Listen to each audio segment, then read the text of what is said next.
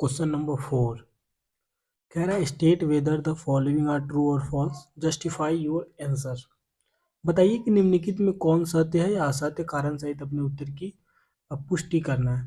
पहला number question कह रहा है साइन ए प्लस बी, ये क्या है? एंगल है, equal to sine A plus sine B. यदि हम मान लेते हैं साइन यानी कि ए इक्वल टू 30 डिग्री लेते हैं और बी इक्वल टू 60 डिग्री लेते हैं, ठीक है, तो यहाँ पे हम इस वैल्यू को पुट करते हैं। पहले साइन ए इक्वल टू कितना है? 30 degree plus 60 degree equal to sine A equal to 30 degree plus sine B equal to 60 degree. ठीक है, तो हम इसको जब ऐड करेंगे 30 डिग्री और 60 डिग्री तो कितना हो जाएगा? 19 degree equal to sine 30 degree का मान कितना होता है? 1/2 plus sine 60 degree equal to √3/2 होता है। ठीक है, तो ये 1 हो जाएगा। साइन 90 डिग्री इक्वल टू 1 होता है। इस 2 LCM हो जाएगा 1 प्लस √3 हो जाएगा। ये इक्वल हो जाएगा? नहीं होगा। ठीक है, तो ये इक्वल नहीं हुआ, यानी कि ये क्या है? फॉल्स है। ये फॉल्स है। ठीक है, और हम एक फॉर्मूला जानते हैं। क्या फॉर्मूला जानते हैं? Sine A plus B equal to क्या होता है? होता है sine A into cos B plus sine B into cos A होता है। ये फॉर्मूला होता है। अगर इस पे अगर हम ये वैल्यू रखेंगे ना, A equal to 30 degree, B equal to 60 degree, तो ये आ जाएगा। ठीक है, तो इस अगर आपको याद है इसका फॉर्मूला तो डायरेक्ट ये आंसर हो जाएगा फॉल्स। अगर नहीं याद है तो वैल्यू पुट करके आप ज्ञात कर सकते हैं। ठीक है, क्वेश्चन नंबर 1 सॉल्व हो गया आपका। The value of sine theta increases या थीटा इंक्रीज, कह रहा है थीटा के मान में वृद्धि होने के साथ साइन थीटा के मान में वृद्धि होती है।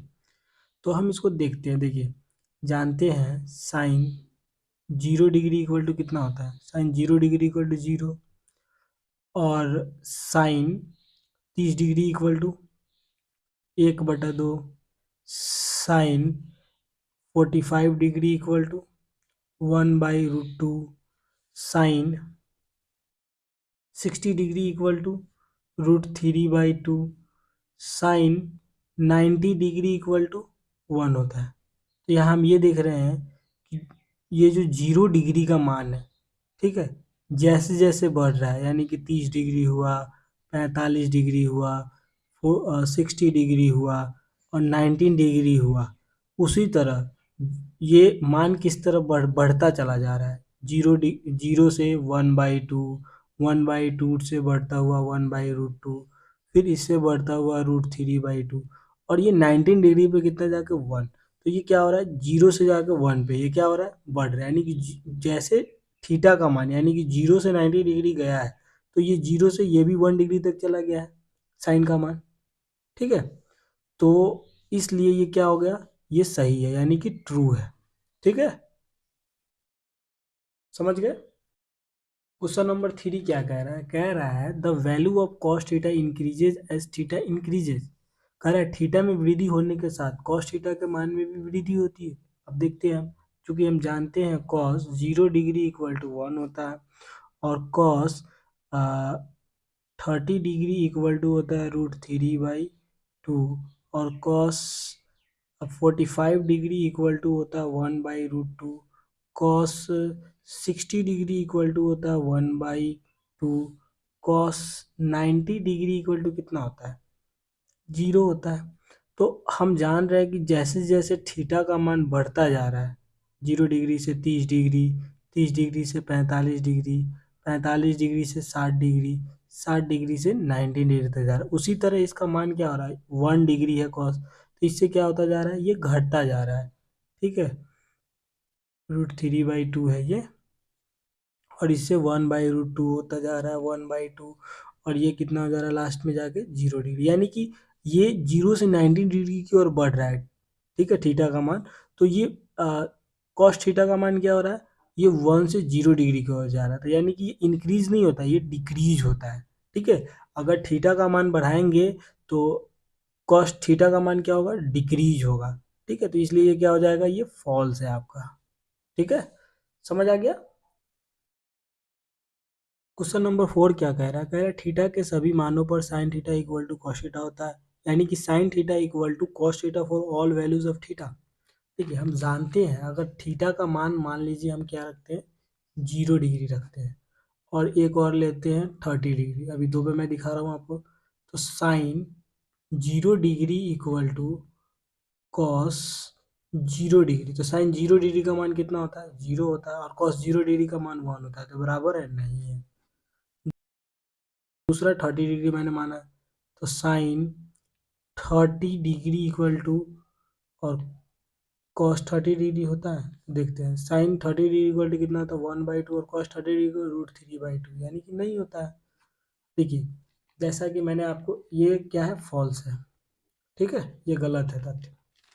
जैसा कि मैंने आपको बताया है कि कॉस 0 डिग्री का मान 1 होता है, कॉस 30 डिग्री का मान √3/2 होता है, कॉस 45 डिग्री का मान 1/2 होता है, कॉस 60 डिग्री का मान 1/2, कॉस 90 डिग्री का मान 0 होता है।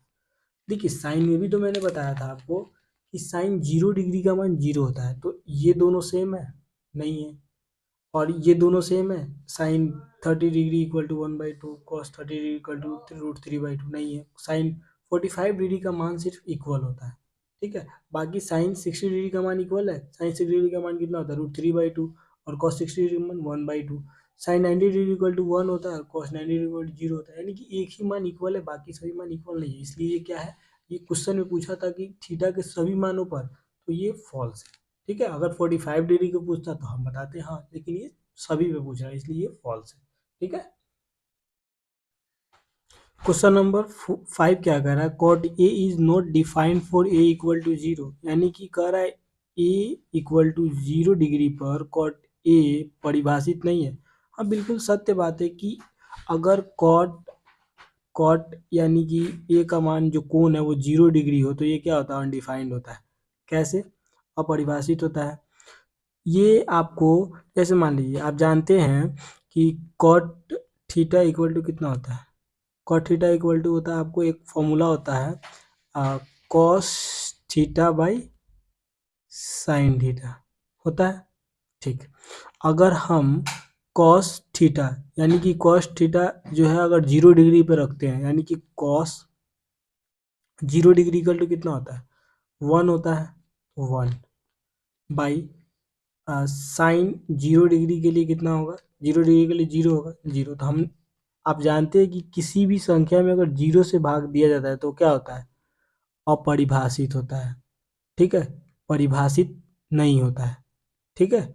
तो इसलिए ये क्या है, सही बात है, सत्य है, ट्रू है ये।